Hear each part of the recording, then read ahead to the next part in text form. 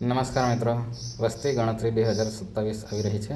તેની તૈયારીઓ પણ હાલમાં ચાલુ થઈ ગઈ છે. તારીખ 1 જૂનથી હાઉસ લિસ્ટિંગ પણ ચાલુ થનાર છે. આજે તારીખ 17 મે 2024થી 31 મે 2026 સુધી સેલ્ફ એન્યુમરેશન એટલે કે સ્વગણતરી ચાલુ થઈ ગઈ છે. આજના આ વિડીયોમાં આપણે સેલ્ફ એન્યુમરેશન એટલે કે સ્વગણતરી કેવી રીતે કરવી તે જોઈ લઈએ. એ પહેલાં ધ્યાન રાખો કે સ્વગણતરી કંઈ પણ એક કુટુંબના એક જ વ્યક્તિએ કરવાની રહેશે. તો ચાલો વિડીયોને શરૂ કરીએ. ગૂગલ ક્રોમ ઓપન કરી સેલ્ફ એન્યુમરેશન લખશો એટલે આ પ્રકારની વેબસાઇટ આવશે. અહીં સેલ્ફ એન્યુમરેશન SE લખેલ છે, તેના પર ક્લિક કરવું. આ પ્રકારની સ્ક્રીન ઓપન થશે. અહીં સ્ટેટ UTમાં રાજ્ય પસંદ કરવાનું રહેશે. હું અહીં ગુજરાત પસંદ કરી લઉં છું. નીચે કેપ્ચા એન્ટર કરી લેવું. ત્યારબાદ વેરીફાઈ એન્ડ પ્રોસીડ પર ક્લિક કરશો એટલે અહીં એક નોટિફિકેશન આવશે, જેને તમારે વાંચી લેવાનું છે. ત્યારબાદ ઓકે ક્લિક કરવું. હવે સર્વપ્રથમ લોગિન કરવાનું રહેશે. Name of the head of the હાઉસહોલ્ડમાં તમારે ઘરના હેડનું એટલે કે મુખ્ય વ્યક્તિનું નામ દાખલ કરી લેવું. હું અહીં મારું નામ દાખલ કરી લઉં છું.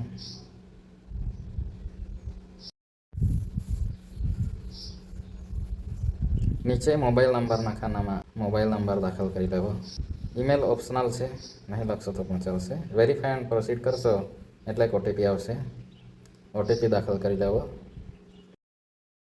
OTP લખાઈ ગયા બાદ પ્લીઝ સિલેક્ટ લેંગ્વેજ લખેલ છે, તેના પર ક્લિક કરી ગુજરાતી ભાષા પસંદ કરી લેવી. કેમ કે અંગ્રેજીમાં પ્રશ્ન આવશે તો તમને મૂંઝવશે. આવું નોટિફિકેશન આવશે, જેને વાંચીને તમારે ઓકે બટન ક્લિક કરવાનું રહેશે.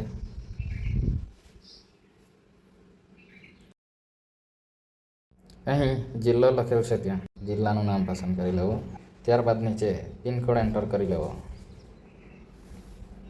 નીચેના ખાનામાં તમારા ગામનું નામ જે જનરલી ચાલતું હોય તે લખવું. એ લખાઈ ગયા બાદ એને સર્ચ કરીને ક્લિક કરવું. ઓકે આપવું. ત્યારબાદ નીચે તમે સેટેલાઇટ મેપ જોઈ શકશો, જેને તમે તમારા હાથની 2 આંગળીઓ વડે આગળ પાછળ ઝૂમ ઇન ઝૂમ આઉટ પણ કરી શકો છો. તમારે તમારા ઘરનું એક્યુરેટ લોકેશન સર્ચ કરી લેવાનું છે. અહીં જે લાલ પિન દેખાય છે તેને તમારે તમારા ઘરની નજીક લઈ જવાની છે. તમારા ઘરનું લોકેશન સેટ થઈ ગયા બાદ સ્થળની પુષ્ટિ કરો એમ લખેલ છે, તેના પર ક્લિક કરવું. હવે નીચે સેવ કરો અને આગળ વધો પર ક્લિક કરશો એટલે આ પ્રકારનો મેસેજ આવશે. અહીં હા પસંદ કરવું. આ વિભાગમાં જનગણના ઘરની વિગતો વાની હોય છે. જનગણના ઘરના ભૈતાળિયામાં વપરાયેલ મુખ્ય સામગ્રી પસંદ કરી લેવી.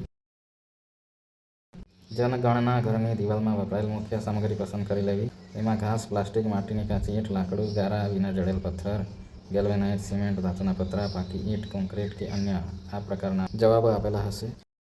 જનગણના ઘરની છતમાં વપરાયેલ મુખ્ય સામગ્રી ઘાસ, ખડ, વાંસ વગેરે, પ્લાસ્ટિક, પોલિથીન, દેશી હાથ બનાવટના નળિયા જે લાગુ પડતું હોય તે. જનગણના ઘરની સ્થિતિ સારી સ્થિતિમાં હોય તો સારી પસંદ કરવું. ત્યારબાદ સેવ કરો અને આગળ વધો પર ક્લિક કરવું. અહીં કુટુંબના મુખ્ય માણસ સંબંધિત વિગતો હશે. આ કુટુંબમાં સામાન્ય રીતે રહેતી વ્યક્તિઓની સંખ્યા તો કુલ વ્યક્તિઓની સંખ્યા લખી દેવી. કુટુંબના મુખ્ય માણસનું નામ અગાઉ લખેલ આવી ગયું હશે. નીચે કુટુંબના મુખ્ય માણસનું નામ પસંદ કરેલ ભાષામાં એટલે કે ગુજરાતીમાં તમારે લખી દેવાનું રહેશે.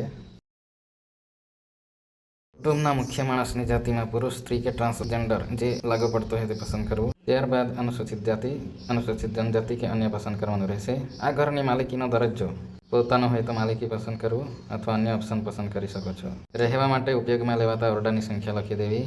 પરણિત દંપતીઓની સંખ્યા લખી દેવી. સેવ કરો અને આગળ વધો પર ક્લિક કરવું.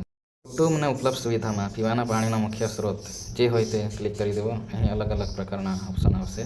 પીવાના પાણીના સ્ત્રોતની ઉપલબ્ધતાનું અંતર પરિસરમાં પરિસરની નજીક કે દૂર જે લાગુ પડતું હોય તે પસંદ કરવું.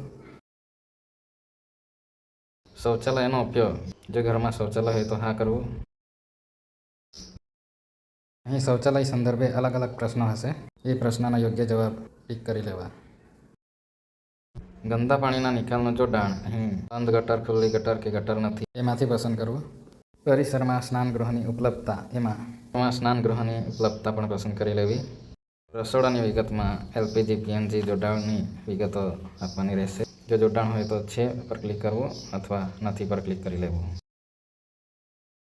રસોઈ માટે ઉપયોગમાં લેવાતા મુખ્ય ઈંધણમાં LPG PNG, વીજળી, બાયોગેસ, સૌર ઉર્જા વગેરે પસંદ કરવું. ત્યારબાદ સેવ કરો અને આગળ વધો પર ક્લિક કરી હા આપવું.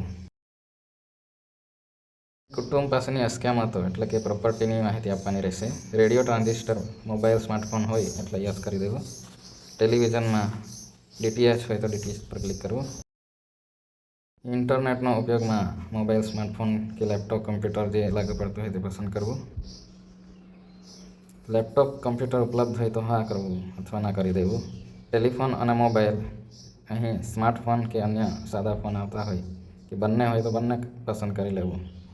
સાયકલ, સ્કૂટર, મોટરસાયકલ, મોપેડ, અહીં તમારી પાસે જે વાહન હોય તે પસંદ કરી લેવું. કાર, જીપ, વાનમાં હોય તો હા કરવું અથવા ના કરી દેવું. કુટુંબ દ્વારા ઉપયોગમાં લેવાતું મુખ્ય અનાજ ચોખા, ઘઉં, જુવાર, બાજરી, મકાઈ, અન્ય જે હોય તે પસંદ કરી સેવ કરી આગળ વધશો એટલે પૂર્વાવલોકન આવશે.